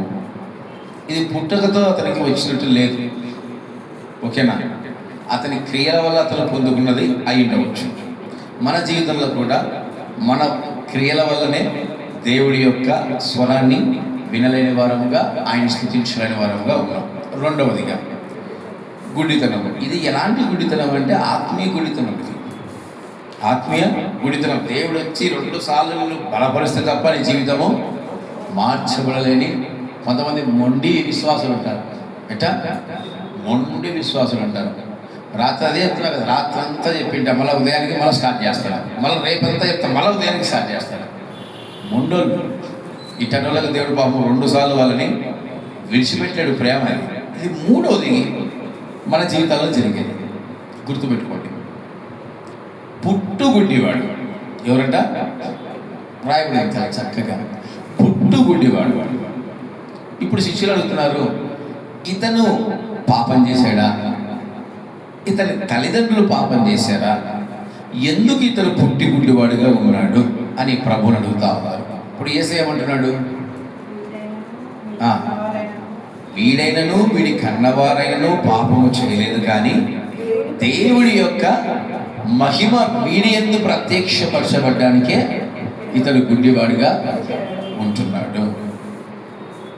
అంటే దీని అర్థం ఏంటి చెప్పండి?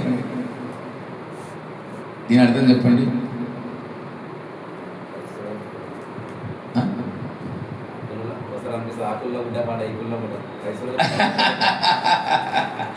సంతోషం. సరే, నేను మీకు అర్థమయ్యే భాషలో చెప్తాను. ఎల్కానా ఎవరు? ఎల్కానా ఎవరు?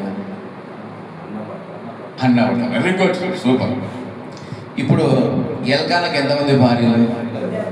2 భార్యలు. మొదటి భార్యకు అనుకుందాం, ఆమెకు ఎంతమంది సంతానం? ఎంతో కొంతమంది, 2 లేకపోతే 3 అనుకుందాం. ఇప్పుడు రెండో భార్య హన్న అనుకున్నాం. ఇప్పుడు హన్నాకు ఏమైంది? పిల్లలు లేదు. మరి ఇప్పుడు హన్నా పాపం చేసిందనా? హన్నా తల్లిదండ్రులు పాపం చేశారనా? హన్నాకు సంతానం లేదు? ఎవరు పాపం చేసి ఉండొచ్చు?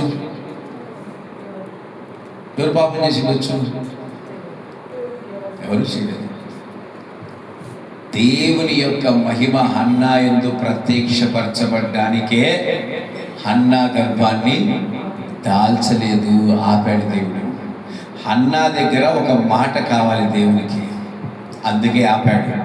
హన్నా బేసిక్గా చాలా మొండిది. ఎట్లా? బేసిక్గా చాలా మొండి వ్యక్తి. ఈ మొండోళ్ళ దగ్గర దేవుడు చాలా చక్కగా జ్ఞానంగా వారితో డీల్ చేస్తాడు. ఇప్పుడు ఆమె నాకు సంతానం కావాలని కొన్ని సంవత్సరాలు ప్రార్థించింది. ఆ ప్రార్థన ఆపేసి కొత్త ప్రార్థన చేసింది. ఏం ప్రార్థన? కొత్త ప్రార్థన. ఆ సంవత్సరం కొత్త ప్రార్థన చేసింది. చెప్పండి. నీవు నాకు సంతానాన్ని ఇస్తే, ఇది ముందు నుంచి చెప్పాలా, నాకు సంతానం కావాలి దేవా అంటాను. ఇప్పుడు కొత్త ప్రార్థన ఏంటి తెలుసా? ఈ కొత్త ప్రార్థన కొరకు అన్ని సంవత్సరాలు దేవుడు ఆపాడు. ఈ కొత్త ప్రార్థన ఏంటి? నువ్వు నాకు సంతానాన్ని ఇస్తే మరలా తిరిగి నీకే. ఆ పెద్దామకి అంతమంది పిల్లలు పుట్టారు. ఎక్కడైనా బైబిల్లో రాయబడిందా? లేదంటే ఏ రోజైనా మాట్లాడుకుంటున్నాం వారి గురించి మనం? ఇప్పుడు హన్నాకు పుట్టిన పిల్లల గురించి ఎందుకు మాట్లాడుకుంటున్నాం? మొదటి సంతానం గురించి ఎందుకు మాట్లాడుతున్నాం చెప్పండి? ఆ సంతానం దేవుడిని మహిమపరచడానికే ఆ సంతానం. ఈ గుడ్డివాడు కూడా అంతే. దేవుని కార్యాలు మహిమపరచబడ్డానికి అతను గుడ్డివాడిగా పుట్టాడు. ఇప్పుడు ఆ గుడ్డివాడిగా పుట్టు గుడ్డివాడిని ఏమంటారు తెలుసా? ఇంకా బంధువులు ఏమంటారు తెలుసా? ఇంకా తల్లిదండ్రులకు అవమానమే, ఆ పుట్టిన పిల్లుడికి అవమానమే. ఎన్ని అవమానాలు పడి ఉంటాడో చూడండి, ఇప్పుడు క్రీస్తు అంటున్నాడు, అతను పడిన అవమానాలకి నా కార్యాలు ఇప్పుడు చేయబోతున్నాను.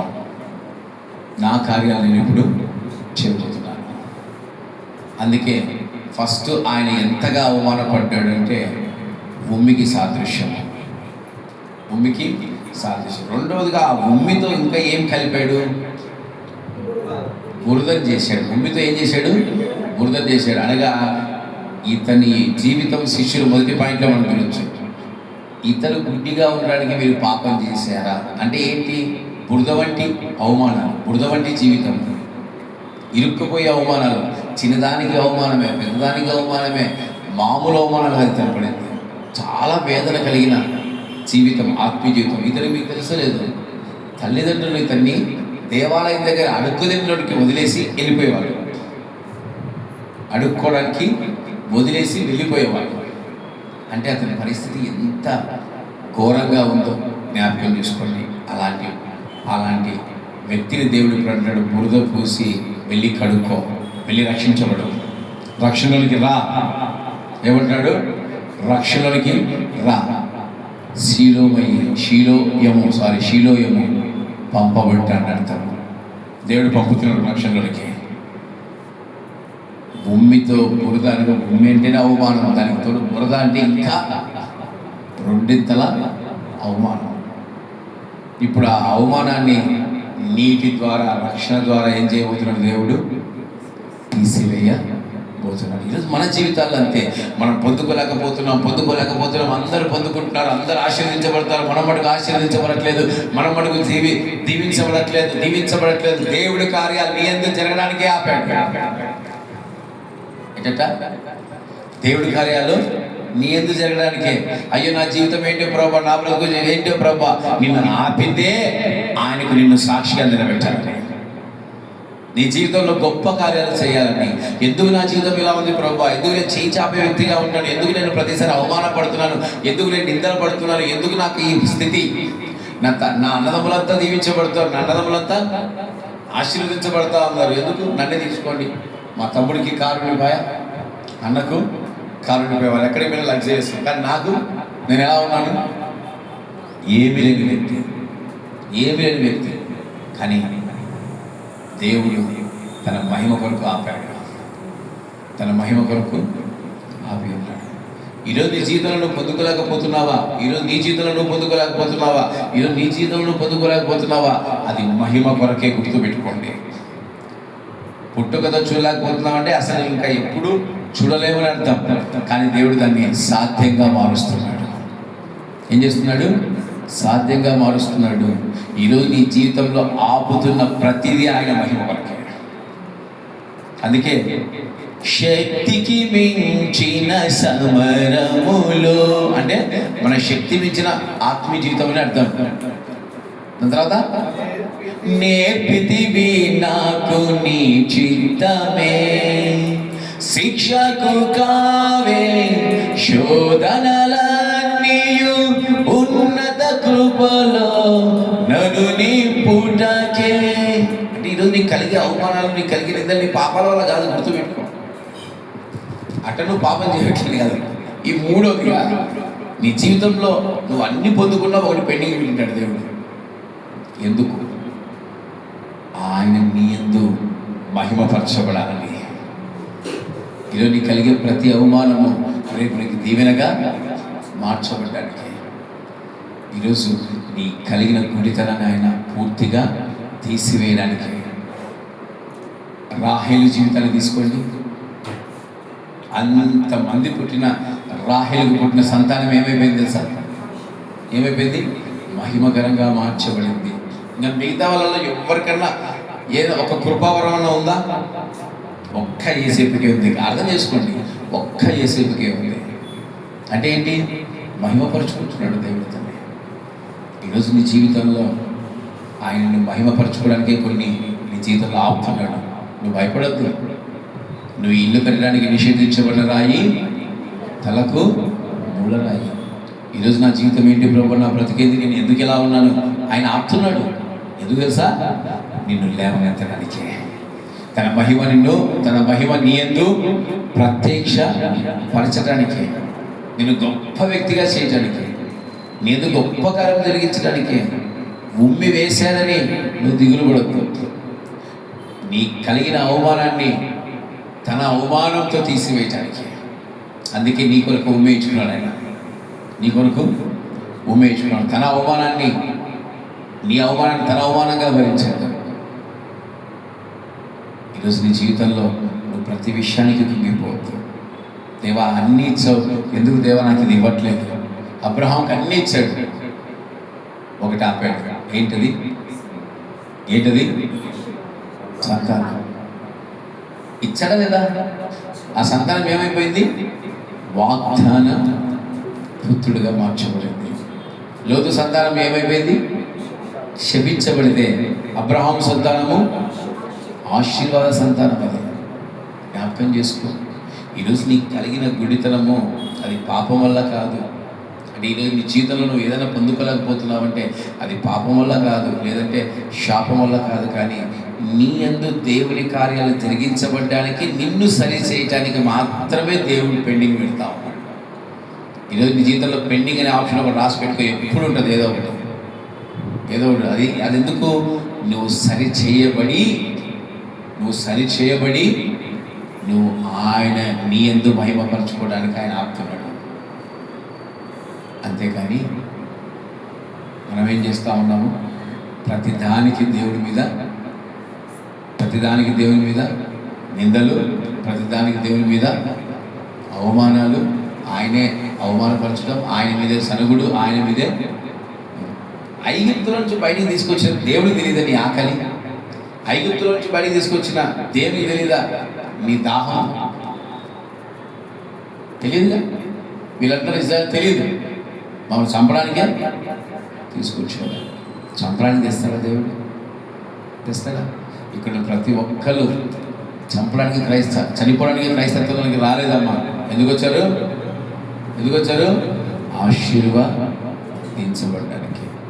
ఈరోజు ఉమ్మి అనే తత్వం నీ జీవితంలో ఈ ముగ్గురి జీవితాల్లో ఎందుకు దేవుడు ఉంచాడంటే వారి ముగ్గురు జీవితాలు అవమానకరమైన జీవితాలు. అందుకే ఉమ్మితో వారి జీవితాన్ని మార్చండి. ఈరోజు మనం కూడా మన జీవితాల్లో కూడా చాలాసార్లు ఉమ్మి అనుభవాలు మనలో కూడా మెండుగా ఉంటాయి. ఫస్ట్ మాట ఏంటి? ఆయన స్వరాన్ని వినలేము, ఆయన్ని మనము స్తుతించను లేము. రెండోదిగా ఆయన అసలు చూడలేదు. ఒకసారి మాట్లాడినా 2 సార్లు మాట్లాడినా మనం ఆయన్ని చూడలేని వ్యక్తిగా ఉండొద్దండి. అందుకే బైబిల్ ఒక 10 సార్లు చదవమంటాం. ఒక్కసారి బైబిల్ అంతా చదివి కుర్రే అంటారు. ఏమైందంటే చదివేసిన సరే ఒక మాట అడుగుతుంది చెప్పు అంటే చదివే కానీ అర్థం చేసుకోలేకపోయినా అన్నమాట. చూడాలి, ఆత్మీయ సత్యాలు చూడాలి, ఆత్మీయ నేత్రాలు తెరవడాలి. మూడవదిగా నీ జీవితంలో కొదవ ఉందా? అది కేవలము ఆయన కొరికే పెట్టాడు. దానియేలు జీవితంలో ఎన్ని సంవత్సరాలు పెట్టారా? 5 సంవత్సరాలు ఇచ్చాడు. ప్రత్యక్షపరుచుకున్నాడు, ఘనపరుచుకున్నాడు. అంతే. వాడు గొప్పగా వాడబడతాడు ప్రపంచంలో. ఈరోజు మన జీవితాలు కూడా అంతే. కనుక అందరూ బుక్కులు పోయండి. ఒకసారి అడుగుదాం. చూస్తున్నాడు నా వైపే అంటుంటాడు వాడు. అన్న నేను కనపడకుండా నీకు చేయాలి, నేను ఏం చేయాలన్నా అనుకుంటావురా? చెప్పు, వాక్య వంశం ఏంటి? ఉమ్మి. అబ్బా చాలా సింపుల్. వీడియో ఏం చెప్తాడు కదా. ఏంటిరా వాక్య వంశం ఏంటి? వీడు సిగ్గుపడతాడు. ఉమ్మి అంటే ఏంటి? ఇప్పుడు చెప్పండి, ఎంతమంది మీద ఉమ్మేశాడు దేవుడు? 3 మీద. ఎందుకు వేసాడు? మొదటివాడి మీద ఎందుకు వేసాడు?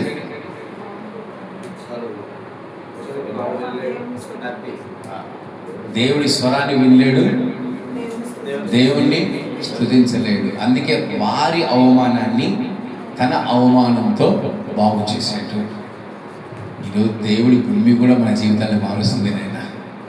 క్రీస్తు భూమి కూడా మన బ్రతుకుల్ని మారుస్తుంది. ఈరోజు మీరు కూడా వినేవారిగా ఉంటారా? దేవుడి స్వరాన్ని వినేవారిగా ఉంటారా? దేవుని స్తుతించేవారిగా ఉంటారా? స్తుతించాలమ్మా. స్తుతించాలని పెదవులు ఎందుకుగా? దేవుని గట్టిగా స్తుతించాలి. రెండోదిగా ఏంటి? గుడ్డితనం. ఆత్మీయ నేత్రాలు తెరవకూడదు. ఒక్కసారి కాదు, 2 మార్లు. అవిశ్వాసం. దేవుడి జీవితంలో ఎన్ని చేసినా మరలా నువ్వు అవిశ్వాసం. నాకు కనబడనే లేదు, నాకు వినబడనే లేదంట. మూడవదిగా నీ జీవితంలో ఒక్క కొదువలు దేవుడు కంటిన్యూషన్గా పెడుతున్నాడంటే ఆయన నీ యందు ప్రత్యక్ష పరచబడ. నీకు ఉద్యోగం ఇస్తున్నాడు, ధనం ఇస్తున్నాడు, ఇంట్లో మర్యాద ఇస్తున్నాడు, శాంతి సమాధానం ఇస్తున్నాడు. ఒక్కడి మటుకు నా జీవితంలో ఫుల్ కావట్లేదు. ఎంత ప్రయత్నించినా కావట్లేదు. ఎందుకు కావట్లేదు చెప్పండి రా. ఆయన నీ యందు మహిమ పరచబడ్డానికే. ఇప్పుడు చెప్పండి, దేవుడు ఎంతమందికి అన్యాయం చేశాడు? యేసయ్య. చెప్పండి, యేసయ్య ఎంతమందికి అన్యాయం చేశాడు? ఇళ్ళకి ఏమా అంటారు కదా, మీరే అంటారు కదా, నాకేం చేయడు, నన్నేం బాగు చేయడు, నన్ను పట్టించుకోడు, నా జీవితాన్ని మార్చడు, నా స్థితిని మార్చడు. ఇప్పుడు చెప్పండి, ఎంతమందికి అన్యాయం చేశాడు యేసయ్య? అన్యాయం చేసే దేవుడా కాదండి. రేపు నీకు ఇచ్చే ఆనందం ముందు అప్పుడు పొర్లుదండాలు పెడతావు యేసయ్యకి. ఎట్లా పొర్లుదండాలు పెడతావు యేసయ్యకి?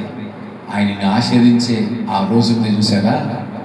పొర్లుదండాలు పెట్టి ఆయన్ని స్తుతిస్తుంటే ఆయన మైమర్చిపోతాడు. గుర్తుపెట్టుకోండి. అందుకే ఓపిక ఉండాలి, నిరీక్షణ ఉండాలి. దేవునికి మన జీవితాన్ని సమర్పించుకోవాలి. ఎంతకాలం తీసుకునే వ్యక్తిగా ఉంటాం? నీకు ఇచ్చే ఇది లేదా? తీసుకునే వ్యక్తిగానే ఉంటావా? నేను దేవుని ఎప్పుడు అడుగుతుంటా, ఎంతకాలం తీసుకోవాలి ఇచ్చే వ్యక్తిగా నన్ను మార్చు. మన ఇచ్చే వ్యక్తులుగా మార్చబడాలి.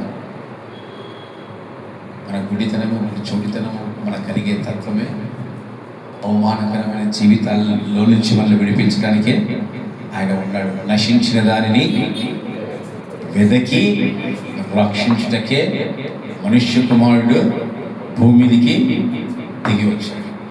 ఈరోజు నీ అవమానము తన అవమానంగా చేసుకుంటున్నాడు. అందరు లేచి నిలబడి మరి మీ హృదయాలు మీరు ఒక్కసారి పరిశీలించుకోండి.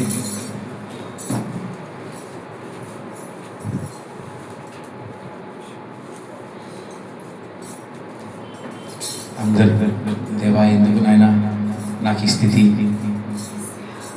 దేవా, నా ఆత్మీయ జీవితం నువ్వు ఒక్కసారి మార్చండి దేవా. నా గుడితనాన్ని తీసివేయండి, నా చెవుడితనాన్ని తీసివేయండి. స్తుతించని నోరుగా ఉన్న నా యొక్క నోటిని స్తుతించే నోరుగా మార్చండి నాయన. నా జీవితంలో కంప్లీట్గా ఉన్న ఆ కొదవను మీరు ఫుల్ఫిల్ చేయండి నాయన. అది నీ మహిమ కొరకే కదా నాయన అని ప్రభుని అడగండి.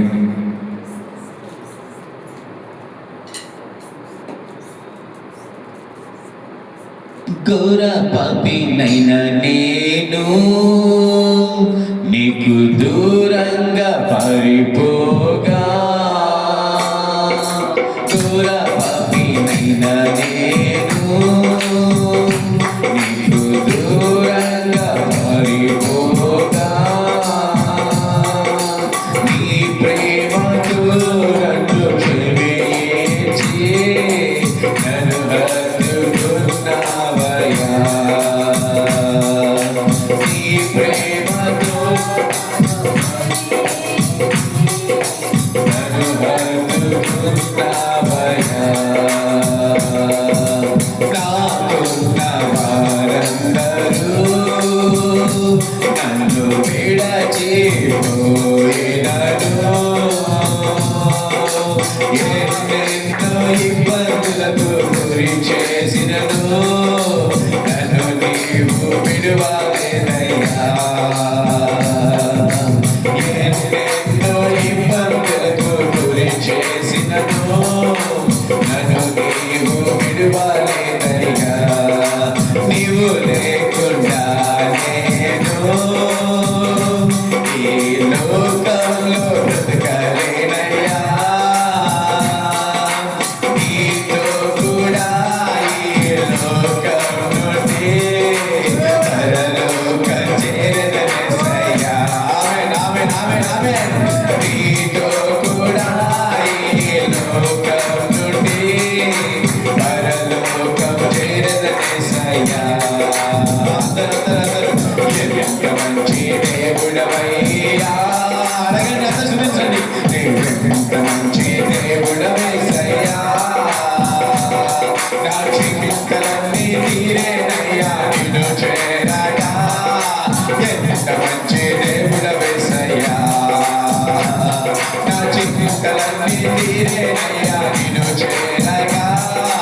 ఎంత మంచి దేవుడవయ్యా. నా చిక్కింతలన్నీ తీరేనయ్యా నిన్ను చేరగా. ఎంత మంచి దేవుడవయ్యా. నా చిక్కింతలన్నీ తీరేనయ్యా నిన్ను చేరగా. ఎంత మంచి దేవుడవయ్యా. నీవెంత మంచి దేవుడవయ్యా. నీవెంత మంచి దేవుడవయ్యా.